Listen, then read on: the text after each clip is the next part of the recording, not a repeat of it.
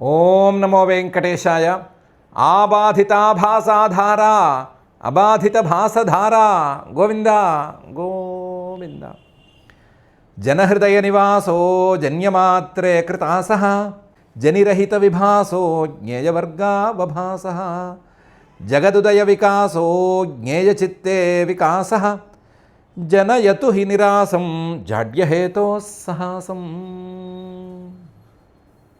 అని అఖిలాండకోటి బ్రహ్మాండ నాయకుడు దేవదేవుడు శ్రీ వెంకటేశ్వర స్వామి వారిని భక్తిగా ప్రార్థించుకుంటూ శ్రీ శుకుల వారు ఉపదేశం చేసిన శ్రీమద్ భాగవతం యొక్క అధ్యయన కార్యక్రమాన్ని మనం ప్రారంభించుకుందాము. యథాప్రకారం ప్రారంభంలో చదువుకోవలసిన ప్రార్థనా శ్లోకాలను చదువుకుని మంగళాచరణం చేసుకుందాము. శ్రీ గురు ప్రార్థన. గురుర్బ్రహ్మా గురుర్విష్ణు గురుర్దేవో మహేశ్వర గురు సాక్షాత్ పరం బ్రహ్మ తస్మై శ్రీ గురవే నమః. శ్రీనివాస ప్రార్థన. చంచలాసేవ్య పాదాయ చంచలానాం హితాయ చ చంచలాన్యసుతత్వాయ శ్రీనివాసాయ తే నమః. అథ సంకల్పః అస్మాకం ఉపాత్త సమస్త దురిత క్షయ ద్వారా బుద్ధిశుద్ధ్యర్థం విద్యాభివృద్ధ్యర్థం భక్తిజ్ఞానవైరాగ్యాది తదనుకూల సర్వసంపత్సమృద్ధ్యర్థం శ్రీపరమేశ్వర ప్రీత్యర్థం శ్రీమద్భాగవత పాఠం కరిష్యామహే. అస్య శ్రీమద్భాగవత స్తోత్ర మహామంత్రస్య నారద ఋషి బృహతి ఛందః శ్రీకృష్ణః పరమాత్మా దేవత బ్రహ్మబీజం భక్తిశక్తి జ్ఞానవైరాగ్యే కీలకం. అస్మాకం శ్రీమద్భగవత్ప్రసాదసిద్ధ్యర్థే పాఠే వినియోగః. ధ్యానం నారాయణాగుణసలక్షణసత్వమూర్తిం వ్యాసప్రసూతశుకపూజకపుణ్యపూర్తిం ప్రహ్లాదనాదరవచ శమితాంతరార్తిం సన్మందిరం విశతభాగవతం సుకీర్తిం. శ్రీ గురుభ్యో నమః. నారద మహర్షి గారు చాలా విస్తృతమైన అధ్యాయంలో విస్తృతమైనటువంటి ఉపదేశాన్ని చేస్తున్నారు. ఆ ఉపదేశంలో భాగంగా దేవయాన పితృయానాలను గురించిన ప్రస్తావన చేశారు. పితృయానం అంటే సత్కర్మలను ఆచరించిన వారు వెళ్ళేటువంటి మార్గం. ఆ మార్గంలో వెళ్ళిన వాళ్ళు మళ్ళీ తిరిగి రావటం తథ్యం అని అందులో దోషం చెప్పారు. దేవయానం ఉపాసనా మార్గంలో హిరణ్యగర్భుడి దాకా వెళ్ళి హిరణ్యగర్భుడి ద్వారా ఉపదేశాన్ని పొంది అక్కడి నుంచి మోక్షాన్ని అందుకునేటువంటి మార్గం. ఈ మార్గం మంచి మార్గం అని చెప్పారు. చెప్పిన వారు ఏతే పితృదేవానాం అయనే వేద నిర్మితే శాస్త్రేణ చక్షుషా వేద జనస్థోపి నముహ్యతి అని దానికి ఫలశ్రుతిలాగా చెప్పి ఈ దేవయాన పితృయానాల్లాంటి పితృయానాలు అనబడేటువంటి మార్గాలను సరిగ్గా తెలుసుకుంటే వేదంలో ఉండే విధంగా ఈ మార్గాలను గురించి అర్థం చేసుకుంటే జనస్థోపి శరీరంలో ఉన్నా సరే ఈ శాస్త్రీయమైనటువంటి దృక్పథం వలన అతను మోహాన్ని పొందడు అని చెప్పారు. మోహాన్ని పొందడు అని చెప్పారు. అందరికీ కాస్త ప్రోత్సాహకరంగా ఉండేటట్లు చెప్పారు. అలాగే ఫలితాన్ని కూడా చెప్పారు. కాకపోతే దేవయాన మార్గంలో వెళ్ళినవాడే అయినా దేవయాన మార్గంలో హిరణ్యగర్భలోకం దాకా వెళ్ళినవాడైనా అక్కడ ఆయన చెప్పినట్లుగా విశ్వశ్చ తైజసః ప్రాజ్ఞః తుర్య ఆత్మ సమన్వయాత్ అనే విషయాన్ని అర్థం చేసుకున్నవాడైనా సరే తిరిగి రాకుండా ఎందుకుంటాడు? ఇది మార్గమే అది మార్గమే. ఇది మార్గం పితృయానము మార్గమే అయితే ఆ మార్గంలో వెళ్ళిన వాడు తిరిగి వచ్చే మాట అయితే దేవయానము మార్గమే కదా, కాబట్టి ఆ మార్గంలో వెళ్ళిన వాడు కూడా తిరిగి రావాలి కదా అనే సందేహం వస్తుంది. ఆ సందేహానికి సమాధానం చెప్తాను అని మళ్ళీ ఒక 5 శ్లోకాల సమాహారాన్ని తెర మీదకి తీసుకొస్తున్నారు. అందులో ఆదావంతే జనానాం సత్ బహిరంతః పరావరం జ్ఞానం జ్ఞేయం వచోవాచ్యం తమో జ్యోతిస్త్వయం స్వయం అని మొదటి శ్లోకం. దేవయాన మార్గంలో వెళ్ళినవాడు ఆత్మతత్వాన్ని తెలుసుకున్నవాడు తిరిగి రాకపోవటానికి కారణం అతను ఆత్మస్వరూపాన్ని తెలుసుకుని ఆత్మస్వరూపంగా మారిపోవటమే అనేది ఉంది. ఆత్మస్వరూపంగా మారిపోతే మళ్ళీ తిరిగి ఎందుకు రాడు అంటే ఆత్మస్వరూపం యొక్క లక్షణం ఏమిటి అంటే ఆదావంతే జనానాం దేహాల యొక్క ఆదవు ప్రారంభంలోనూ అంతే చివరిలోనూ ఈ ఆత్మతత్వం ఉంది. దేహాలకు ముందు ఉంది, దేహాల తర్వాత కూడా ఉంది. జీవుల తాలూకు ప్రతి దేహానికంటే ముందు ఈ ఆత్మతత్వం ఉంది, ప్రతి దేహం తర్వాత, దేహం పడిపోయిన తర్వాత కాలంలో కూడా ఆత్మతత్వం ఉంది. సత్ అది ఎప్పటికీ త్రికాలాల్లోనూ ఉంది. అలాగే బహిహి అంతః సత్, దేహం లోపల ఉంది, దేహం బయట ఉంది. అలాగే పరావరం కార్యరూపంలోనూ ఉంది, కారణరూపంలోనూ ఉంది. పరావరం జ్ఞానం జ్ఞేయం జ్ఞాన రూపంలోనూ ఉంది, తెలుసుకోబడేటువంటి వస్తువుల యొక్క రూపంలోనూ ఉంది. జ్ఞానం జ్ఞేయం. వచో వాచ్యం, వచ వాక్య రూపంలోనూ ఉంది, ఆ వాక్యంతో చెప్పేటువంటి అర్థస్వరూపంలోనూ ఉంది. వచో వాచ్యం. ఇంతెందుకు, తమో జ్యోతి, తమః చీకటి రూపంలోనూ అదే ఉంది, జ్యోతి ప్రకాశ స్వరూపంలోనూ అదే ఉంది. ఇలా అన్ని స్వరూపాల్లోనూ అదే ఉంది కాబట్టి, ఆత్మస్వరూపమే ఉంది కాబట్టి, ఆ ఆత్మస్వరూపం సర్వాత్మకమైనప్పుడు, సర్వాత్మకమైనటువంటి ఆత్మస్వరూపానికి గతి ఆగతి అనేటువంటివి రెండు లేనప్పుడు, గమనము ఆగమనము అని రెండు లేనప్పుడు, పోక రాక అనేవి రెండు లేనప్పుడు, పోయేటప్పుడు అంటే పైకి వెళ్ళేటప్పుడు తత్వజ్ఞానం లేదు కాబట్టి వెళ్ళినట్లయినా తిరిగి రావటానికి ఈ తత్వజ్ఞానం అనేది అడ్డం పడిపోతుంది. ఆత్మస్వరూపానికి ఉండేటువంటి లక్షణాలన్నీ ఇతనికి ఇప్పుడు వర్తిస్తాయి. ఇంతకు ముందే ఉండేవి ఈ లక్షణాలు, కానీ ఉన్నట్లుగా తెలిసేది కాదు, ఇప్పుడు వర్తిస్తాయి. ఆ ఆత్మస్వరూపానికి ఉండేటువంటి లక్షణాల ప్రకారం చూస్తే ఆత్మస్వరూపుడుగా మారినటువంటి ఈ సాధకుడు లేదా సిద్ధుడు మళ్ళీ తిరిగి రావటానికి వీల్లేదు అని నారద మహర్షి గారు చెప్తున్నారు. ఏ దేహం పుట్టాలన్నా సరే ఆ దేహానికి కారణం ఉండాలి. కారణం ఈ ఆత్మతత్వమే చివరికి తెలుస్తుంది. దేహాలన్నిటికీ లేదా సృష్టి మొత్తం మీద ఆలోచిస్తే ఇదే కారణంగా తేలింది. దేహం పడిపోతోంది అంటే ఎంతవరకు ఉంటోంది, ఎప్పుడు పడిపోతోంది అని కాలావధిని అడుగుతారు కదా. ఆ కాలావధిగా ఒకటి ఉండాలి, ఒక అవధి ఉండాలి.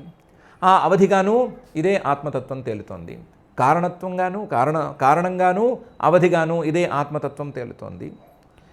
అలాగే బహిహి అంతః లోపల బయట ఇదే ఆత్మతత్వం తేలుతోంది. దాంతో వ్యాపకంగా ఈ ఆత్మతత్వం తెలుస్తోంది. పరావరం కార్యకారణ రూపంలో అదే తెలుస్తోంది. కార్యకారణ రూపంలో ఉండి పదార్థాలన్నిటినీ ఈ ఆత్మతత్వమే పుట్టిస్తోంది. పదార్థాలన్నిటి రూపంలోనూ తానే ఉంటుంది. అదే సమయంలో ఈ పదార్థాలు పుట్టిన తర్వాత పుట్టిన పదార్థాలు భోగాలకు యోగ్యంగా మారుతాయి కదా, భోగ్యాలుగా మారుతాయి కదా. భోగ్య స్వరూపంలోనూ బహిహి ఇదే ఆత్మతత్వం ఉంటుంది. ఈ పదార్థాలను తినేటువంటి ఆత్మ, ఈ పదార్థాలను అనుభవించేటువంటి భోక్త ఆత్మ ఉన్నాడు కదా. ఆ ఆత్మ స్వయంగా అంతః శరీరం లోపల ఉండేటువంటి ఆత్మ తానుగానే ఉంది. కాబట్టి కార్యకారణ రూపంలోనూ భోక్తృభోగ్య రూపంలోనూ ఇదే ఆత్మతత్వం ఉంది. దీనికి తోడు జ్ఞానజ్ఞేయాలు, తెలివి అనేటువంటి జ్ఞానం, తెలుసుకోవలసినటువంటి వస్తువు అనే జ్ఞేయం, ఈ రెండు రూపాల్లోనూ ఇదే ఆత్మతత్వం ఉంది. వచో వాచ్యం, వాక్యము దాని అర్థము రెండు కూడా ఇదే ఆత్మతత్వంగా ఉంది. చివరికి పరస్పర విరుద్ధ స్వభావాలుగా ఉండేటువంటి తమో జ్యోతి, చీకటి వెలుగు అనే రెండు రూపాల్లోనూ ఇదే ఆత్మతత్వం ఉంది. మిగతా జంటల యొక్క విరోధాలు సరిగ్గా మనకి తెలియవు. విరోధం లేనట్లుగా ఉంటుంది, విరోధం లేదు అనే చెప్పాల్సి వస్తుంది ఒక్కొక్కప్పుడు. కానీ చీకటి వెలుగులకి విరోధం ఉంది కదా. ఆ చీకటి వెలుగులు పరస్పర విరుద్ధ స్వభావాలుగా ఉంటే ఆ పరస్పర విరుద్ధ స్వభావాలైన చీకటి వెలుగుల రూపంలోనూ ఇదే ఆత్మతత్వం ఉంది. ఆత్మతత్వం కాక మరొక వస్తువు లేదు, మరొక తత్వం అనేది లేనే లేదు అనేది నిజమైతే ఆ ఆత్మతత్వాన్ని తెలుసుకున్నటువంటి ఈ సాధకుడు ఆత్మతత్వంగా మారినవాడు ఆత్మతత్వానికి పోలిన లక్షణాలనే కలిగి ఉంటాడు. కాబట్టి అతనికి గమనాగమనాలు ఉండవు అని మహర్షి గారు తేల్చారు. ఆదావంతే జనానాం సద్బహిరంతః పరావరం జ్ఞానం జ్ఞేయం వచో వాచ్యం తమో జ్యోతిస్త్వయం స్వయం అనే ఈ శ్లోకంలో. సరే, ఒప్పేసుకుందాం. ఏమని? తత్వజ్ఞానికి ఆ తత్వజ్ఞాని ఎక్కడున్నా, సత్యలోకంలో ఉన్నా లేదా కిందే ఉన్నా, ఇప్పటికిప్పుడు జ్ఞానం కలిగిన తత్వజ్ఞానికి మొత్తం ఆత్మమయంగా ఉంటుంది. తత్వజ్ఞానికి ఆత్మస్వరూపం తప్ప మరొకటి ఉండటానికి వీల్లేదు. అతని యొక్క ఆత్మస్వరూపం ఒక్కటే ఉంది అని ఒప్పేసుకుందాం. ఒప్పేసుకుని ఇప్పుడు ప్రశ్న వేసుకుందాం. ఈ తత్వజ్ఞానికి ఆకలి వేస్తోందా లేదా? ఈ తత్వజ్ఞానికి ఎండగా ఉంటే చెమట పోస్తోందా లేదా? ఈ తత్వజ్ఞానికి అప్పుడప్పుడైనా సరే ఈ దేహం మీద ఎంతో కొంత భాసనం అనేది ఉంటోందా లేదా? లేదా దేహం మీద ధ్యాస అనేది ఉంటోందా లేదా అని ప్రశ్న వేసుకుందాం. వేసుకుంటే ఎంతో కొంత ఉంటుంది అనే చెప్పాలి. చెప్తే గనక ఎలా అయింది? మరి తత్వజ్ఞానం ఉంటే పోవాలి కదా, తత్వజ్ఞానం ఉంటే ఇవన్నీ తొలగిపోవాలి కదా. తొలగిపోవాల్సిన చోట ఎందుకున్నాయి? ఉన్నాయి అంటే ఇందులో ఏదో మతలబు ఉంది అని కదా అర్థం. అది ఏంటి అని ప్రశ్న వేసుకుందాం. వేసుకుంటే దానికి మహర్షి గారు చక్కటి శాస్త్రీయమైన సమాధానం చెప్తున్నారు. ఆబాధితోపి హ్యాభాస యథా వస్తుతయా స్మృత దుర్ఘటత్వాదైంద్రియకం తద్వదర్థ వికల్పితం అని. నిజమేనయ్యా, భ్రమలు తత్వజ్ఞానం కలిగితే తొలగిపోతాయి అనేది సామాన్య వాక్యం. ఆ భ్రమలు రెండు రకాలుగా ఉంటాయి. ఒకటి సోపాధిక భ్రమ, మరొకటి నిరుపాధిక భ్రమ. సోపాధిక భ్రమ అంటే ఏదో ఒక వస్తువు అడ్డంగా ఉండి, ఒక ఉపాధి అనేది అడ్డంగా ఉండి అది ఉన్నప్పుడు కలిగేటువంటి భ్రమ. నిరుపాధిక భ్రమ అంటే భ్రమ ఏదో కలుగుతుంది, కలిగినటువంటి భ్రమ దానికి నివర్తకం లేదా దాన్ని పోగొట్టేది వస్తే తొలగిపోతుంది అనే తీరులో ఉండే భ్రమ. ఇప్పుడు మనం చెప్పుకుంటున్నటువంటి ప్రపంచ భ్రమ ఉంది కదా, ఇది నిరుపాధిక భ్రమ కాదు, సోపాధిక భ్రమ. అంటే దీనికి ఒక ఉపాధి ఉంది. ఆ ఉపాధి ఉన్నంత వరకు ఇది ఖచ్చితంగా ఈ భ్రమ నిలుస్తుంది. ఆ బాధితోపి చాలా కష్టపడి సాధించి శ్రవణ మనన నిధిధ్యాసనాలు చేసి ఆభాస ఈ భ్రమను పోగొట్టుకున్నాడు. ఆబాధితోపి హ్యాభాస యథా వస్తుతయా స్మృత. ఇంతకుముందున్నటువంటి సంస్కారాలతో, ఇంతకుముందున్నటువంటి ఆ సంస్కారాల బలంతో ఈ భ్రమ అనేది కొంతసేపు సాగుతూనే ఉంటుంది. ఈ సంస్కారాలు ఎంతసేపు సాగుతాయి, ఎంతసేపు ఈ భ్రమ సాగుతుంది అంటే ఈ దేహం అనేటువంటి ఉపాధి ఉన్నంత వరకు, దేహం అనేటువంటి ఉపాధి ఉన్నంత వరకు ఇది సాగుతూనే ఉంటుంది. దేహం ఎంతవరకు ఉంటుంది అంటే ప్రారబ్ధ కర్మ పనిచేస్తున్నంత వరకు ఈ దేహం ఉంటుంది. ప్రారబ్ధ కర్మ, ఈ దేహాన్ని పుట్టించేటువంటి కర్మ పనిచేసేంత వరకు దేహం ఉంటుంది. దానికి వేరే అడ్డంకులేం లేవు. ఒకసారి మొదలైతే వెళ్ళిపోతూ ఉండటమే. ఆ దేహం ఉన్నంత వరకు ఈ సోపాధిక భ్రమ అనేది ఉంటుంది. ఆబాధితోపి ఈ తత్వజ్ఞానికి మొత్తం దీని మీద ఇది భ్రమే, ఇది మనకు కనిపించేది నిజం కాదు అనేటువంటి నిశ్చయం బలంగా ఉన్నా సరే ఇది నడుస్తూనే ఉంటుంది. దీనికి ఉదాహరణ చూసుకోవాలి అంటే మనం అద్దంలో మొహం చూసుకుంటున్నాము. చిన్నపిల్లలో లేదా తెలివి లేని వాళ్ళలో చూస్తే మొహంలో అద్దంలో కనిపించే మొహం వేరు, నా మొహం వేరు అని రెండింటినీ వేరువేరుగానే అర్థం చేసుకుంటారు. కాస్త తెలివితో ఆలోచించేవాళ్ళు అద్దంలో కనిపించేది మొహం కాదు, అది నా మొహం అస్సలే కాదు, అది కేవలం కల్పితం అని అర్థం చేసుకుంటారు. అర్థం చేసుకున్నా సరే ఆ అద్దం ఉన్నంత వరకు వారికి ఆ ప్రతిబింబం అనే తాలూకు భ్రమం కలుగుతూనే ఉంటుంది. ప్రతిబింబం కనిపిస్తూనే ఉంటుంది. ప్రతిబింబం కనిపించినంతసేపు భేద వ్యవహారం అనేది ఎంతో కొంత సాగుతూనే ఉంటుంది. నా ప్రతిబింబం నిజం కాదు, కల్పితం అని చెప్తాడు, కానీ నా ప్రతిబింబం అనే భేద వ్యవహారం చేస్తూనే ఉంటాడు. కాబట్టి సోపాధిక భ్రమలలో ఇది తప్పదు. అలాగే ఇక్కడ కూడా దేహం అనేటువంటి ఉపాధి ఉన్నంత వరకు, లేదా ఇంకా లోతుకెళితే మనస్సు అనేటువంటి ఉపాధి ఉన్నంత వరకు ఈ భ్రమలు తప్పవు. అయితే ఇలా ఉంది కదా అని దీన్ని మనం వాస్తవమని నిర్ణయించలేము. యథా వస్తుతయా స్మృత, ఇంతకుముందు ఎలాగైతే వాస్తవంగా ఉన్నప్పుడు వ్యవహారం ఉండేదో ఇప్పుడు కూడా అలాంటి వ్యవహారం ఉంది అని మాత్రమే చెప్పగలము. ఇది వాస్తవం, పారమార్థికం అని చెప్పలేము. ఎందుకంటే దుర్ఘటత్వాత్ ఈ ప్రపంచాన్ని లేదా ఈ సృష్టిని వాస్తవంగా మనం తేల్చలేము, వాస్తవంగా తేల్చి నిర్ణయించలేము.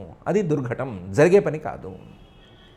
అందువల్ల ఇది జరిగే పని కాదు కాబట్టి, ఇది వేరే సందర్భంలో మనం దీన్ని నిర్ణయించే పెట్టుకున్నాం కాబట్టి ఇది మిథ్యాభూతమైనటువంటి ప్రపంచం ఈ సోపాధిక భ్రమ రూపంలో కొంతకాలం పాటు కనిపిస్తూనే ఉంటుంది అనే మాట ఉంది. ఐంద్రియకం తద్వత్ అర్థ వికల్పితం. ఇంద్రియాలతో ఆ తత్వజ్ఞాని తెలుసుకునేటువంటి విషయాలు అర్థ వికల్పితం, భిన్నంగా వేరువేరుగా ఆత్మస్వరూపం కంటే వేరుగా కనిపించేటువంటి ఆయా విషయాలు, ఇవన్నీ కూడా భేద వ్యవహారం మొత్తము కూడా ఈ దేహం అనేటువంటి ఉపాధి ఉన్నంత వరకు నడుస్తూనే ఉంటుంది. అంతే తప్ప ఇది వాస్తవం అని మాత్రం ఎవరూ భ్రమపడరాదు అని చెప్తున్నారు. ఆబాధితోపి హ్యాభాస యథా వస్తుతయా స్మృత దుర్ఘటత్వాదైంద్రియకం తద్వదర్థ వికల్పితం అనే ఈ శ్లోకం. సరేనండి, ఆబాధితోపి హ్యాభాస ఎవరికది? తత్వజ్ఞానికి. కానీ ఎవరికి చెప్తున్నారు మీరు? మాలాంటి వాళ్ళకి చెప్తున్నారు, తత్వజ్ఞానికి చెప్పటం లేదు. మాలాంటి వాళ్ళకి చెప్తున్నారు. మాలాంటి వాళ్ళకి తత్వజ్ఞానికి ఉన్నంత తర్కం కానీ తత్వజ్ఞానికి ఉన్నంత మనన బలం కానీ లేదు కదా. అలాంటి వాళ్ళం మేము ఈ ప్రపంచం అనేది వాస్తవం కాదు అని ఎలా నిర్ణయించుకుంటాము? మాకు కదా చెప్పాలి, తత్వజ్ఞానికి మీరు చెప్పబోయేది లేదు కదా. తత్వజ్ఞాని పైకి వెళ్ళిపోయాడు, హిరణ్య గర్భుడు చూసుకుంటాడు వాళ్ళ గురించి.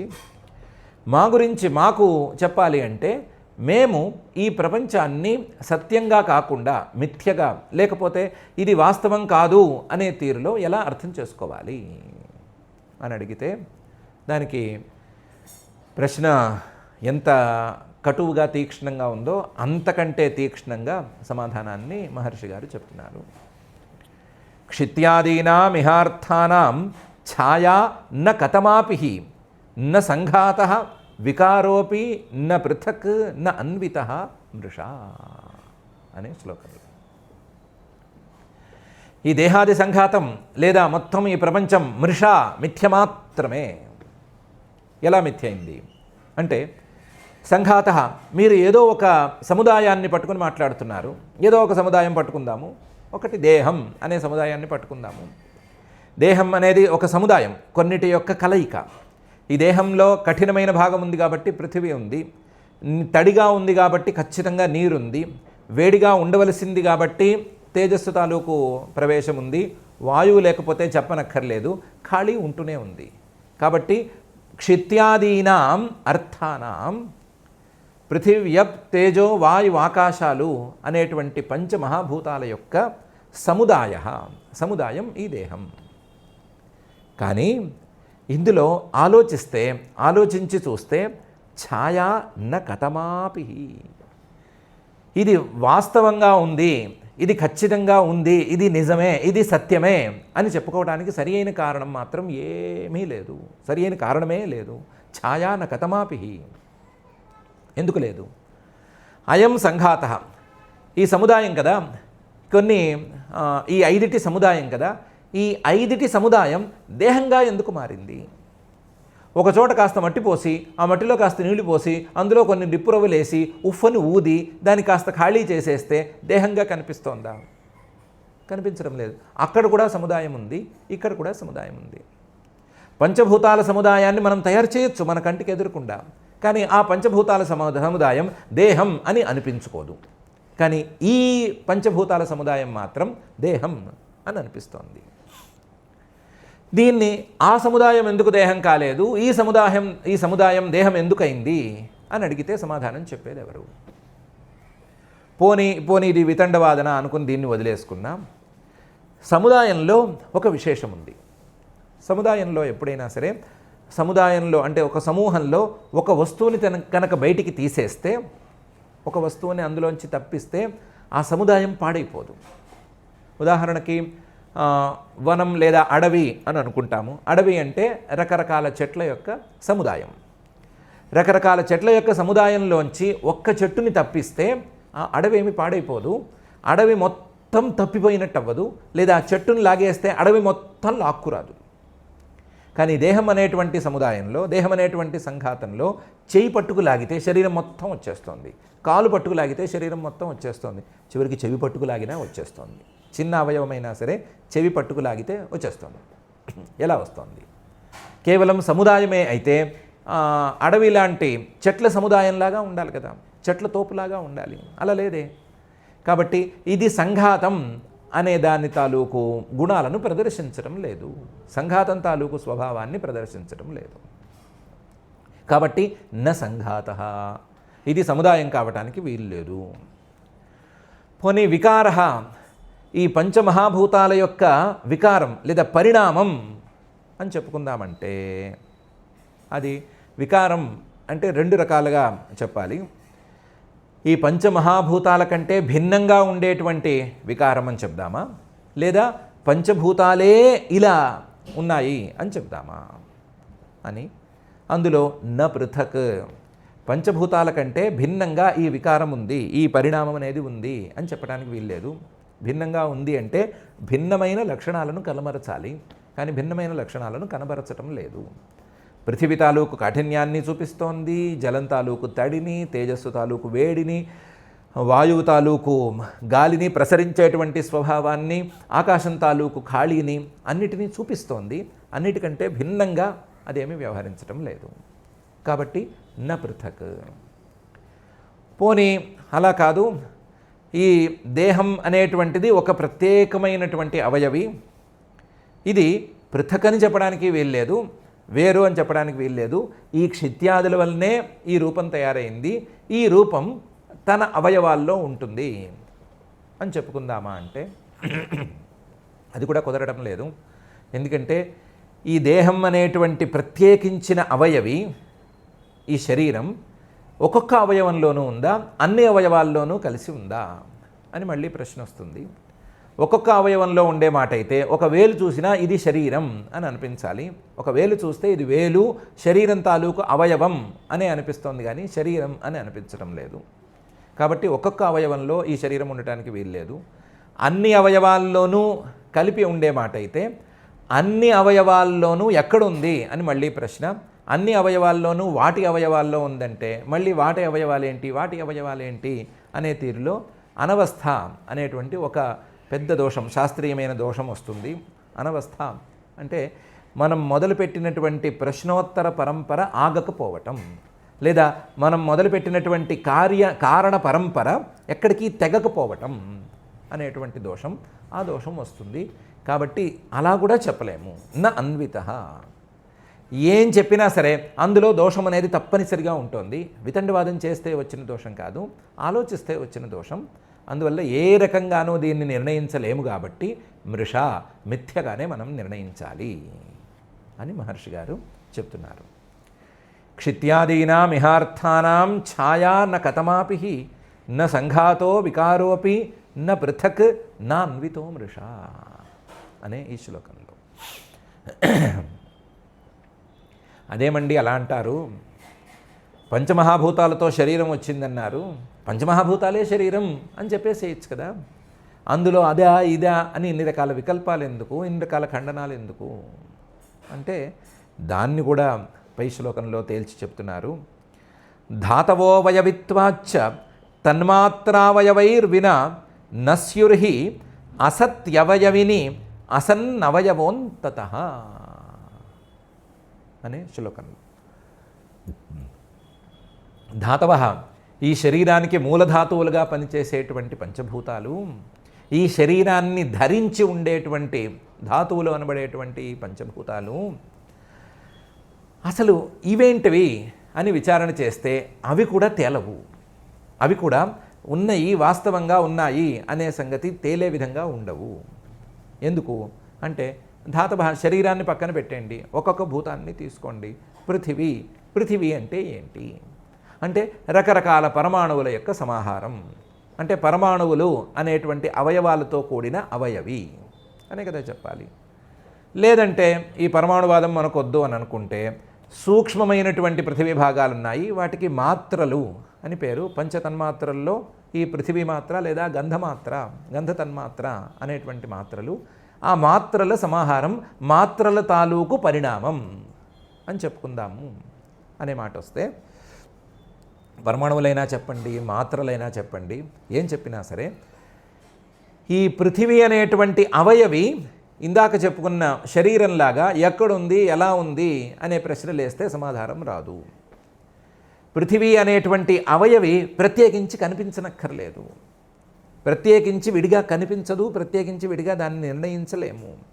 కాబట్టి తన్మాత్ర అవయవైర్వినా, ముందు చెప్పుకున్నటువంటి అవయవాలు లేదా తన్మాత్రలు అనేటువంటి వాటికంటే భిన్నంగా అవి లేకుండా ఈ పృథివీ అనేది మనుగడ సాగించలేదు.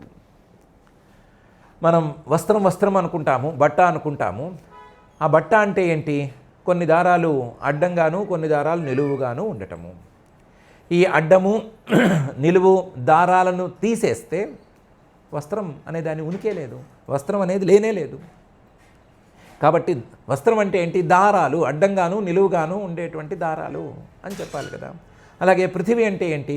దాని అవయవాలు, దాని అవయవాల అమరిక ఈ వస్త్రంలాగా ఉండొచ్చు, ఇంకో రకంగా ఉండొచ్చు, ఎలా ఉంటే అలాగా దాని అవయవాల అమరిక ఎలా ఉందో అది పృథివీ.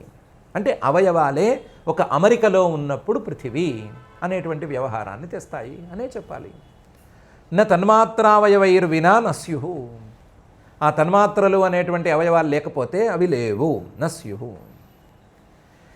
ఇప్పుడు అవయవాల్లోకి వెళితే వస్త్రం అంటే ఏంటి అంటే ఇటు అటు కలిపిన ఆతాన వితానవంత తంతవ పట అని సమాధానం చెప్తే, తంతువులు అంటే దారాలు, దారపు పోగులు వస్త్రాలైతే దారాలంటే ఏంటి అని మళ్ళీ ప్రశ్న వేయాలి కదా. దారాలంటే ఏంటి? పత్తిని సాగదీస్తే పత్తి ఇలా వరుసగా వెళితే ఒక ఆకారంలో ఉండేటువంటి పత్తి దారం అని చెప్పాలి కదా.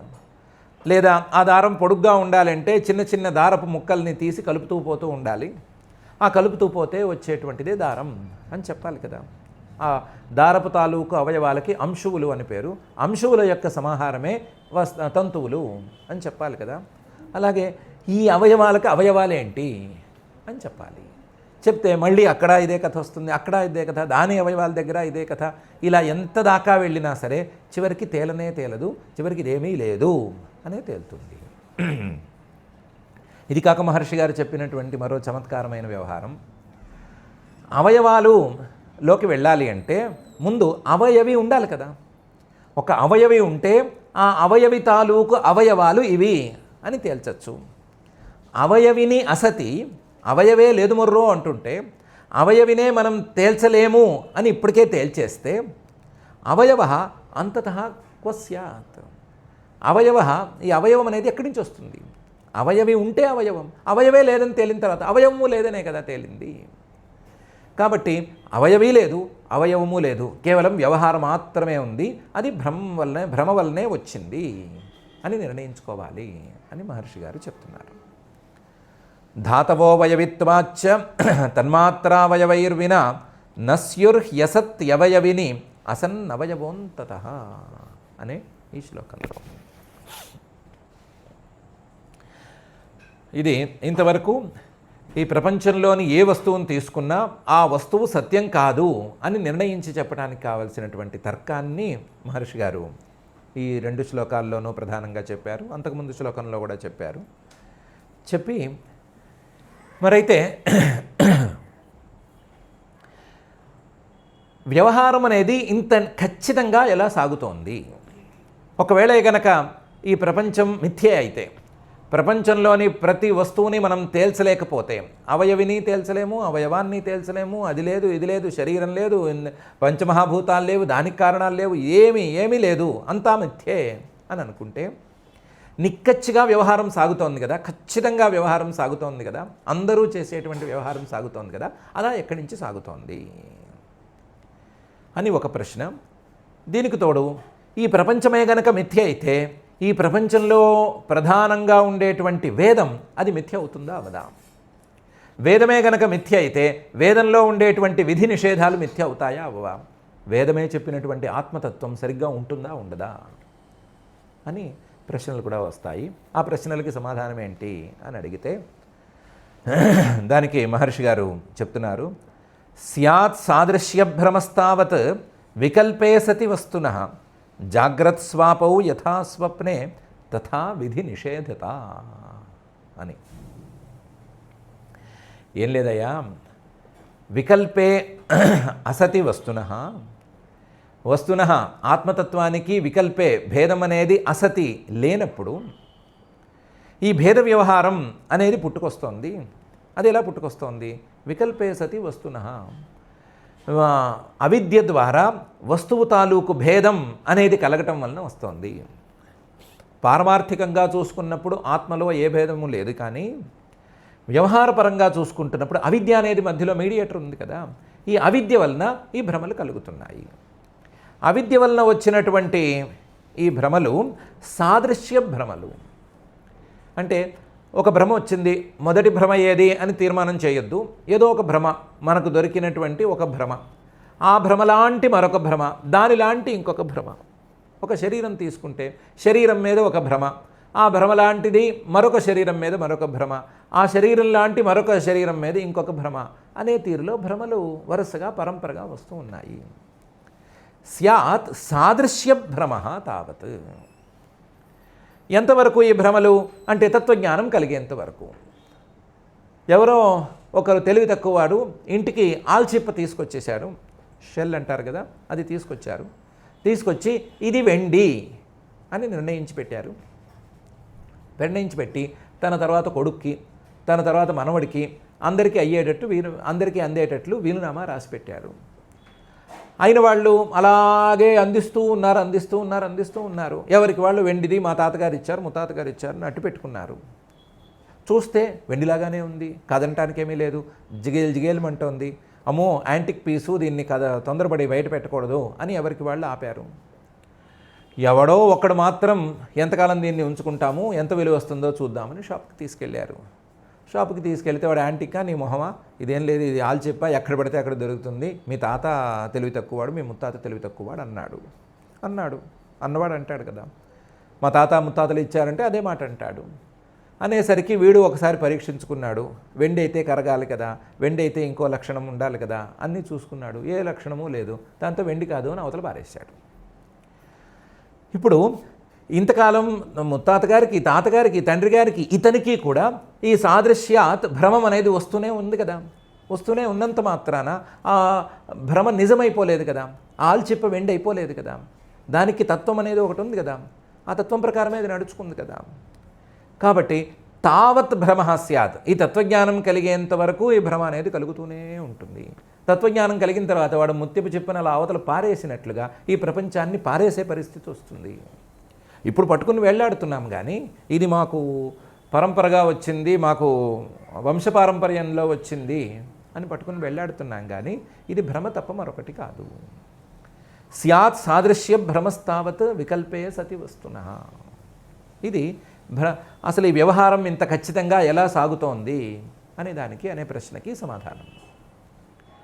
ఇంకో ప్రశ్న ఏం వేశారు, ఈ వేదం అనేది ఉందా లేదా, వేదం అనేది ప్రమాణం అవుతుందా కాదా, అందులో ఉండేటువంటి విధి నిషేధాలు ప్రమాణం అవుతాయా కాదా అంటే ప్రమాణం అవుతాయి.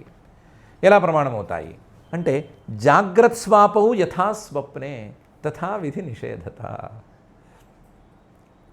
ఒకడు పడుకుంటే కల వచ్చింది. కల ఎలాంటి కల, తాను పడుకున్నట్లు లేచినట్లు కల. తాను పడుకున్నాడు, అందులో లేచాడు. పడుకున్నప్పుడు కలలో కల వచ్చింది, ఇన్సెప్షన్, కలలో కల వచ్చింది, మళ్ళీ లేచాడు, కలలోనే లేచాడు. ఇప్పుడు కలలో చూసినటువంటి కల, కలలో చూసినటువంటి మెలకువ, ఈ రెండు సత్యాలను ఒప్పుకోవాలా, కావాలని ఒప్పుకోవాలా అంటే ఏం చేయాలి అంటే నిజంగా ఆలోచించి జాగ్రత్తగా చూస్తే ఆ కల జరుగుతున్నంతసేపు అవి ఉన్నట్లు అని చెప్పాలి. ఇది జాగ్రత్తగా చెప్పాల్సినటువంటి మాట.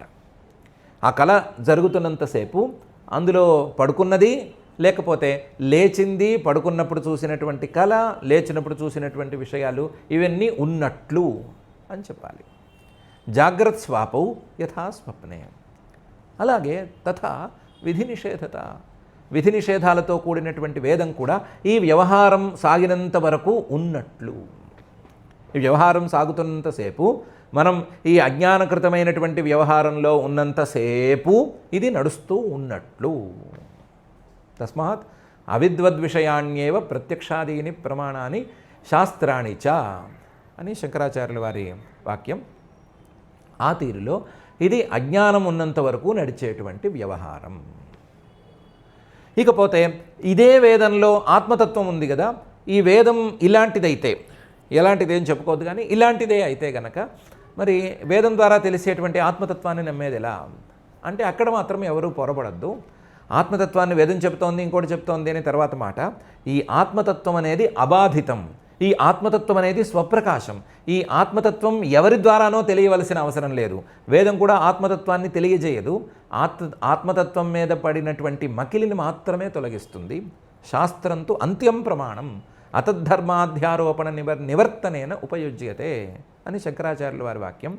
కాబట్టి శాస్త్రం దాని వ్యవహారం వేరు, అది చేసే పనులు వేరు. ఈ అవిద్యతో పట్టినటువంటి మకిలిని అన్నిటినీ తీసేస్తూ ఉంటుంది శాస్త్రం.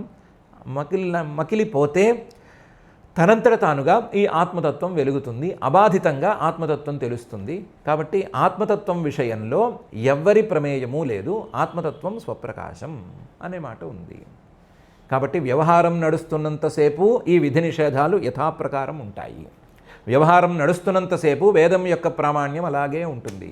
వ్యవహారాన్ని దాటిన తర్వాత ఈ విధి నిషేధాలు లేవు, ప్రామాణ్యము, ప్రమాణము, ప్రమేయము అనేటువంటి వ్యవహారం లేదు, ఏమీ లేదు. కాబట్టి అప్పుడు పరిస్థితి వేరుగా ఉంటుంది అని మహర్షి గారు చెప్తున్నారు.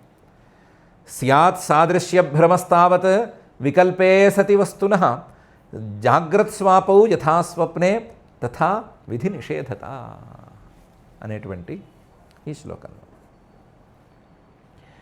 దీని తర్వాత ఒక కొత్త విధానాన్ని కనిపెట్టి నారద మహర్షి గారు చెప్పబోతున్నారు. అసలు ఈ ప్రశ్నలు వేసే వాళ్ళకి లోపాలు ఏమున్నాయి, ఏ లోపాలతో ఈ ప్రశ్నలు వేస్తున్నారు, ఆ లోపాలను పోగొట్టుకోవడానికి వాళ్ళు ఏం చేయొచ్చు అనే విషయాన్ని ఒక కొత్త కోణంలో చూపించబోతున్నారు.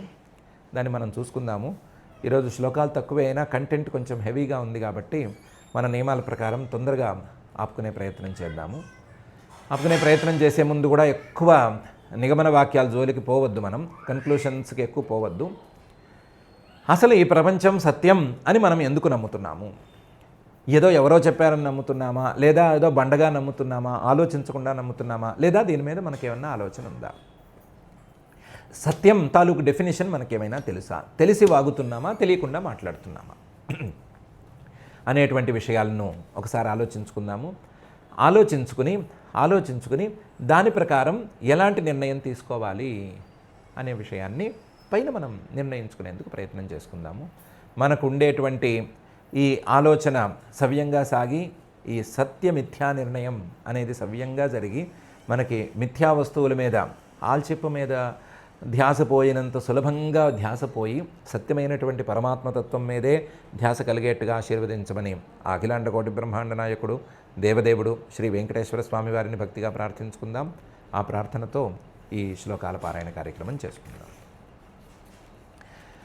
అథ శ్రీమద్భాగవతే పారమహంస్యాం సంహితాయాం సప్తమస్కంధే పంచదశాధ్యాయే శ్లోకాః ఆదావంతే జనానాం సత్ బహిరంతః పరావరం జ్ఞానం జ్ఞేయం వచో వాచ్యం తమో జ్యోతిస్త్వయం స్వయం ఆబాధితోపి హ్యాభాసో యథా వస్తుతయా స్మృతః దుర్ఘటత్వాదైంద్రియకం తద్వదర్థవికల్పితం క్షిత్యాదీనామిహార్థానాం ఛాయా నకతమాపి న సంఘాతో వికారోపి న పృథంగ్నాన్వితో మృషా ధాతవోవయవిత్వాచ్చ తన్మాత్రావయవైర్వినా